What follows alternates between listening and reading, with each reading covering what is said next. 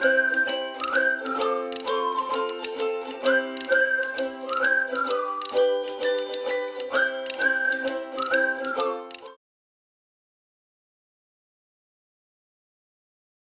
देखने वाले हैं real number exercise 1.1 question number 4। तो देख लेते हैं क्या है क्वेश्चन नंबर 4। क्वेश्चन नंबर 4 में कहा जा रहा है गिवन दैट एचसीएफ ऑफ, अच्छा ये इनडायरेक्ट वे है क्या कहने का, एचसीएफ ऑफ 306 एंड 657, राइट। आप समझ रहे हैं कवि क्या कहना चाहता है, आप समझ रहे हैं कवि ये कहना चाहता है कि एचसीएफ दो नंबर, जो दो गिवन नंबर है वो क्या है 306 एंड 657, और वो एचसीएफ दे के रखा है 9, राइट। तो इनडायरेक्टली उसने हमें गिवन नंबर दे दिए और उसका एक एचसीएफ दे दिया, और हमसे क्या बोला गया उन्हीं गिवन नंबर का क्या बताइए एलसीएम, राइट। तो let the two given numbers be A and B, और ए नंबर है क्या 306 मान लेते हैं एंड बी को क्या मान लेते हैं 657, राइट। और एचसीएफ कितना दे रखा है हमें 9, निकालना क्या है एलसीएम, क्या बात है, राइट। एलसीएम निकालना है, ये सारी चीज़ें समझ में आ गई हमें। नाउ अब एक रिलेशन, एक बहुत प्यारा रिलेशन, दो नंबर अगर हमें दे रखे हैं, उनका एचसीएफ दे रखा है, उनका एलसीएम दे रखा है, तो याद करिए इन दोनों के बीच में, इन चारों चीज़ों के बीच में क्या रिलेशन होता था। आपके एक बड़े प्यारे सर ने बड़े प्यारे तरीके से पढ़ाया होगा, right. That relation is the product of two given numbers is equal to their HCF into LCM. तो product of two given numbers is equal to a multiply by b which is equal to HCF into LCM.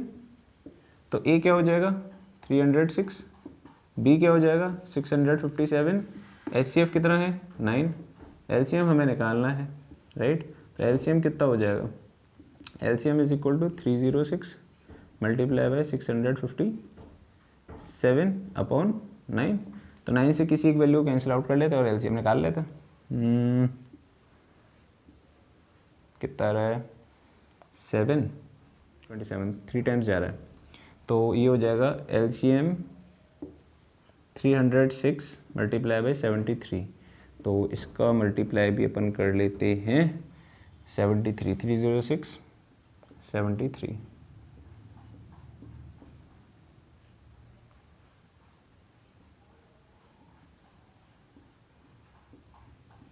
Which is equal to 22,338। हमारे पास जो LCM आ रहा है वो आ रहा है 22,338, किसका दो गिवन नंबर का। तो आपने देखा ये रिलेशन कितना यूज़फुल है, ये रिलेशन बहुत ज़्यादा यूज़फुल है, इसको मैंने जब पढ़ाया था तब भी बताया था काफ़ी यूज़फुल है, अभी मैं दोबारा बता रहा हूँ, राइट। अगर क्वेश्चन ये बहुत पूछा जाता है, इस क्वेश्चन पे आप एनसीईआरटी के सारे इंपॉर्टेंट हैं, बट इस पर आप 5 स्टार ज़रूर बना लें, इस टाइप के क्वेश्चन ज़रूर पूछे जाएंगे पेपर में फॉर श्योर, राइट। तो इसे ज़रूर याद रखें। अगर दो नंबर दे रखे हैं, उनका एचसीएफ या एलसीएम कोई एक भी चीज़ दे रखी है, तो हम इस डेटा की हेल्प से दूसरी चीज़ निकाल सकते हैं। यहाँ पर हमें एचसीएफ दे रखा था, एचसीएफ दे रखा था, दोनों नंबर दे रखे थे, तो हमने इस डेटा की हेल्प से क्या निकाल लिया, जो एलसीएम है वो निकाल लिया फटाफट से, राइट। तो ये हमारे क्वेश्चन का फाइनल आंसर होगा। तो चलिए बढ़ते हैं फटाफट से नेक्स्ट क्वेश्चन की तरफ। चलिए देख लेते हैं क्वेश्चन नंबर 5 में क्या कहा जा रहा है। बड़ा प्यारा सा क्वेश्चन है और ये इंपॉर्टेंट क्वेश्चन है, सीबीएसई पूछ सकता है क्वेश्चन, तो इस पर आप एटलीस्ट 4 स्टार तो जरूर बनाएंगे, अच्छा क्वेश्चन है, ठीक है। तो क्वेश्चन नंबर 5 क्या कहा जा रहा है, we have to check whether 6 की power n can end with digit 0 for any natural number n। 6 की पावर n, n क्या है नेचुरल नंबर, n की वैल्यू आप 1 2 3 4 5 6 इस तरीके से कुछ भी पुट कर सकते हैं, राइट। क्या ये पूछा जा रहा है कि n की किसी भी वैल्यू पर क्या 6 की पावर n की लास्ट यानी यूनिट डिजिट कभी 0 हो सकती है। जैसे 6 की पावर 1 पुट करा जाए, n की वैल्यू को मैं 1 पुट कर दूं तो ये हो जाएगा 6 की पावर 1, n की वैल्यू को 2 पुट कर दिया जाए तो ये कितना हो जाएगा 36, n की वैल्यू 3 पुट कर दी जाए तो ये कितना हो जाएगा 216। तो ये पूछा जा रहा है कभी n की वैल्यू, किसी n की वैल्यू के लिए क्या इसकी यूनिट डिजिट 0 हो सकती है, क्या कभी कोई नंबर 0 पर एंड करेगा, 6 की पावर n कभी 0 पर एंड कर सकता है। तो ये 0 पर एंड करेगा या नहीं करेगा, ये कैसे पता चलेगा, ये प्रूफ पूछा जा रहा है, क्योंकि भाई नंबर तो हमारे पास इनफाइनाइट है, तो आप कैसे कह सकते हो कि किसी नंबर पर 0 पर एंड करेगा कि नहीं करेगा, राइट। तो उसके लिए हमसे पूछा जा रहा है कि बताइए कैसे आप प्रूव करेंगे कि चेक करना है, आपको चेक करना है कि 6 की पावर n जो है वो 0 पर एंड करेगा कि नहीं करेगा किसी भी नेचुरल नंबर n के लिए, राइट। तो कैसे चेक करेंगे हम क्या करेंगे,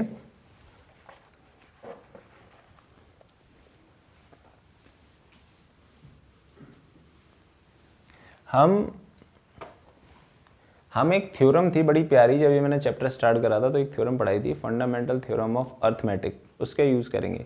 सबसे पहले हम क्या करेंगे, हमें ये पता होना चाहिए अगर कोई भी नंबर अगर आप नोटिस करेंगे तो कोई भी नंबर है जिसके लास्ट डिजिट 0 है या वो 0 पर एंड कर रहा है तो उसका 10 एक फैक्टर ज़रूर होगा। और 10 अगर फैक्टर होगा तो 10 के फैक्टर, खुद के फैक्टर कितने होते हैं, 2 और 5। तो अगर हम चाहते हैं या कोई भी नंबर ऐसा है जो 0 पर एंड कर रहा है तो एक बात पक्की है कि उनके फैक्टराइजेशन में या उनके फैक्टर में एक नंबर या तो 2 होना चाहिए या 5 होना चाहिए, दोनों ही होने चाहिए, यह वाली कंडीशन भी नहीं है। 2 और 5 एटलीस्ट एक एक फैक्टर किसी भी नंबर के प्राइम फैक्टराइजेशन में मिलना ही चाहिए। अगर सिर्फ 2 मिल रहा है 5 नहीं मिल रहा है तो भी वो डिजिट कभी 0 पर एंड नहीं करेगी। अगर उसमें 5 मिल रहा है 2 नहीं मिल रहा है तो भी वो डिजिट कभी 0 पर एंड नहीं करेगी। तो एटलीस्ट एक फैक्टर 2 और एटलीस्ट एक फैक्टर 5 होने ही चाहिए, then we can say that कि हाँ वो नंबर 0 पर एंड कर सकता है। तो अगर हमें ये चेक करना है कि 6 की पावर n 0 पर एंड करेगा कि नहीं करेगा, तो हम क्या करेंगे, फटाफट से 6 के फैक्टराइजेशन कर लेंगे कि क्या क्या होता है, क्या इसमें 2 और 5 एक फैक्टर आ रहे हैं कि नहीं आ रहे हैं। अगर आ रहे हैं तो करेगा, कर सकता है, और अगर नहीं आ रहे हैं इसका मतलब नहीं करेगा, राइट। तो चेक कर लेते हैं। सबसे पहले हम एक स्टेटमेंट लिखेंगे, we know that a number can end with digit 0 if it contains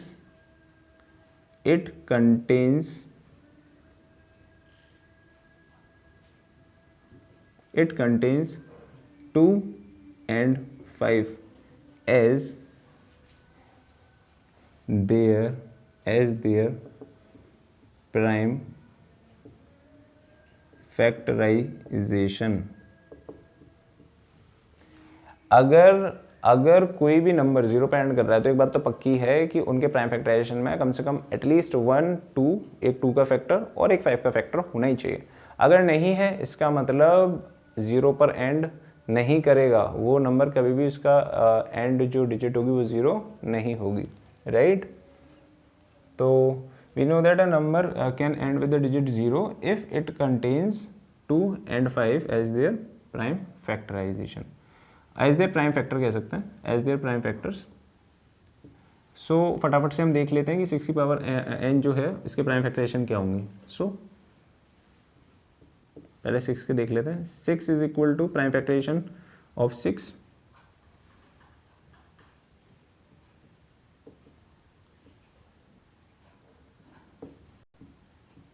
so by prime factorization 6 is equal to 2 multiply by 3। और अगर तो 6 के प्राइम फैक्टराइजेशन हम सबको पता है कितने होता है, 2 और 3, तो 2 मल्टीप्लाई बाई 3। इससे क्या प्रूफ हो रहा है, इससे प्रूफ हो रहा है कि 6 के फैक्टर सिर्फ 2 और 3 हैं। इसका मतलब एक चीज़ मिसिंग है, देखो 2 और 5 दोनों होने चाहिए थे। अगर हम 0 पर किसी भी डिजिट को, किसी भी नंबर को एंड कराना चाहते हैं तो उसमें दोनों ही नंबर होने चाहिए प्राइम फैक्टराइजेशन में, 2 भी होना चाहिए और 5 भी होना चाहिए, एटलीस्ट एक एक दोनों चीज़ें होनी चाहिए।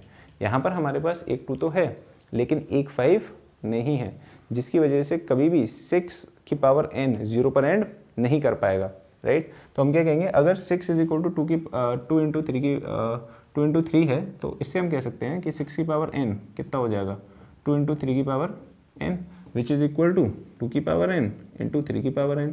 तो आप कुछ भी कर लो, कितनी भी n की वैल्यू ले लो, इसमें हमें फैक्टर 2 के मिलेंगे और 3 के मिलेंगे। मेन चीज़ है, इंपॉर्टेंट चीज़ है कि 5 का एक भी फैक्टर नहीं मिलेगा, जिसकी वजह से ये नंबर कभी भी 0 पर एंड नहीं करेगा, राइट। तो हम क्या लिखेंगे, बाय सिंस, या ऐसे कह सकते हैं, सिंस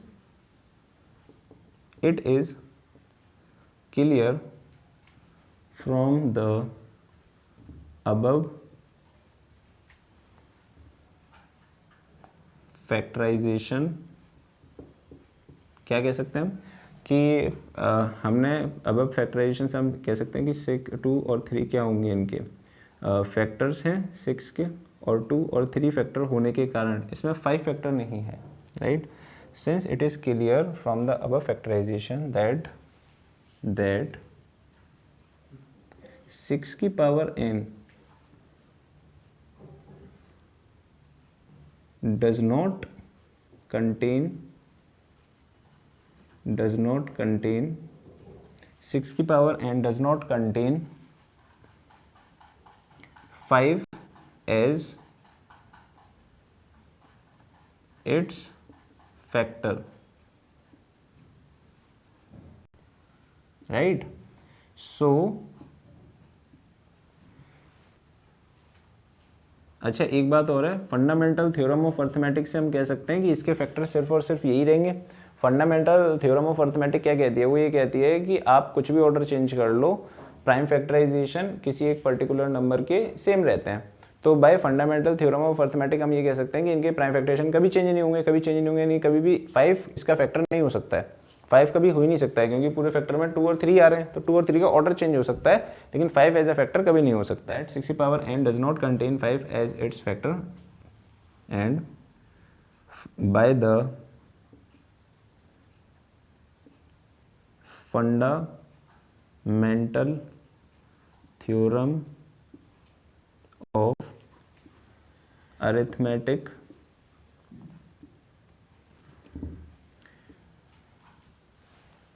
सिक्स की power n has only 2 and 3 as their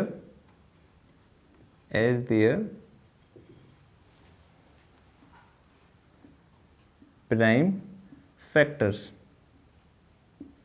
भाई फंडामेंटल थ्योरम ऑफ अर्थमेटिक हम कह सकते हैं कि फंडामेंटल थ्योरम ऑफ अर्थमेटिक ये श्योर करती है कि 6 की पावर n हमेशा क्या कंटेन करेगा, 2 और 3 ही प्राइम फैक्टर की तरह कंटेन करेगा, जिसकी वजह से हम ये कह सकते हैं कि इसमें 5 एज अ प्राइम फैक्टर है ही नहीं, और 5 अगर प्राइम फैक्टर नहीं है तो इसके दम पर हम ये चीज़ कह सकते हैं कि हाँ 6 की पावर n कभी भी 0 पर एंड नहीं करेगा, राइट। हैंस वैसे ये वाली अगर स्टेटमेंट पहले लिखी जाए तो ज़्यादा बेटर है। आप एक काम करिएगा, ये वाली स्टेटमेंट पहले लिख दीजिएगा कि by the fundamental theorem of arithmetic 6 की power n has only 2 and 3 as their factors, prime factors, since it is clear from the above factorization that 6 की power n does not contain 5 as a factor, hence 6 की power n can never end with digit 0 for any natural number n, right. तो इससे हम ये कह सकते हैं कि 6 की पावर n जो है वो कभी भी 0 के साथ एंड नहीं करेगा किसी भी नेचुरल नंबर n के लिए, राइट। तो इसमें आप थोड़ा सा कर लेना एक काम कि ये वाला जो स्टेटमेंट है, ये 2 लाइन है, ये पहले लिख लेना, फिर ये 2 लाइन यहाँ पर लिख लेना, देन इसके बाद हम ये स्टेटमेंट कह सकते हैं। हाँ, अगर ऐसा हो जाता कि किसी तरीके से कोई हम नंबर ले लेते और उसके प्राइम फैक्टराइजेशन में हमें 2 और 5 मिल जाता, देन फॉर श्योर कि हाँ भाई जो डिजिट है, ये जो नंबर है, इसकी एंड डिजिट 0 पर एंड होगी ही होगी, राइट। आई होप ये वाला क्वेश्चन बहुत प्यारा क्वेश्चन है, ये CBSE पूछता है कई बार, तो मैंने 4 स्टार में बनाया, तो आप ये समझ लीजिए 80% चांसेस है कि पेपर में आ सकता है, राइट। तो ये क्वेश्चन बड़ा प्यारा क्वेश्चन है, आई होप आप लोगों को बहुत अच्छे से समझ में आ गया होगा। एक बार देख सकते हैं हमने क्या करा हुआ है। क्वेश्चन में ये पूछा हुआ था कि 6 की पावर n कभी 0 पर एंड करेगा कि नहीं करेगा, तो आप बोल दोगे कि सर 0 पर एंड करेगा कि नहीं करेगा, इसके लिए हमें चेक करना पड़ेगा क्या इसके प्राइम फैक्टराइजेशन में 2 और 5 एज ए फैक्टर है कि नहीं, दोनों ही होने चाहिए, बोथ, राइट। एटलीस्ट 1 2 और 1 5 तो होने ही चाहिए। तो हमने देखा 6 के फैक्टर 2 और 3 आ गए, 2 और 3 आ गए, तो हमने 6 की पावर n के फैक्टर देखे, 2 की पावर n, 3 की पावर n, राइट। तो by the fundamental theorem of arithmetics 6 की power n has only 2 and 3 as their prime factor. 6 की पावर n से हमने देखा कि इसके 2 और 3 ही प्राइम फैक्टर होंगे, 2 और 3 प्राइम फैक्टर होंगे। इसका मतलब क्या है, इसका मतलब ये है कि इसके पास 5 एज ए फैक्टर नहीं है, 5 एज ए फैक्टर नहीं है, तो इसका मतलब क्या है कि ये 0 पर कभी एंड नहीं करेगा, as simple as that, right. ऐसे एक सेम क्वेश्चन आता है 4 की पावर n वाला, वो भी बहुत पॉपुलर है। 4 की पावर n वाले में ये वाला क्वेश्चन कंप्लीट है वैसे, ठीक है। 6 की पावर n वाला इतना ही है। अगर 4 की पावर n में पूछेगा तो हम क्या करेंगे, सेम कहानी कहेंगे, we know that a number can end with digit this that that, ठीक, 4 का फैक्टर कर लेंगे, 4 के फैक्टर क्या हो जाएंगे 2 की पावर 2, तो 4 की पावर n को क्या लिख सकते हैं, 4 की पावर n को लिख सकते हैं 2 की पावर 2, और इसे क्या लिख सकते हैं 2 की पावर 2n, राइट। इसका सीधा मतलब ये है कि by the fundamental theorem of arithmetics 6 की power n has only 2 as its factor, as its prime factors.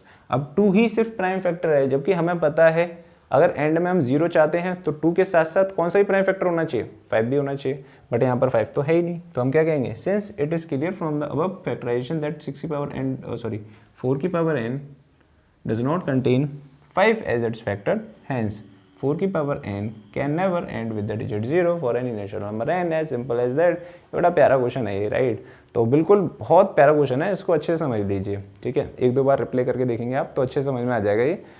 इसमें कुछ नहीं करना है, कुछ करना ही नहीं है, सिर्फ हमने स्टेटमेंट के दम पर ही ये बात प्रूफ कर दी कि हाँ भी 4 की पावर n जो है तो भी 0 पर एंड नहीं करेगा, n की कोई भी नेचुरल नंबर वैल्यू ले ली जाए तो भी। तो आई होप आपको ये पूरा लेक्चर पसंद आया हो। अपना आराम से पढ़ते रहिए, समझते रहिए, ठीक है। चीज़ों को पहले समझिए मैथमेटिक्स में, फिर देन उसके बाद प्रैक्टिस करिए। कितना आसान है, राइट। मैथमेटिक्स से आसान कोई सब्जेक्ट नहीं है अगर समझ में आ जाए तो, राइट। तो चलिए फिर मिलते हैं नेक्स्ट वीडियो में।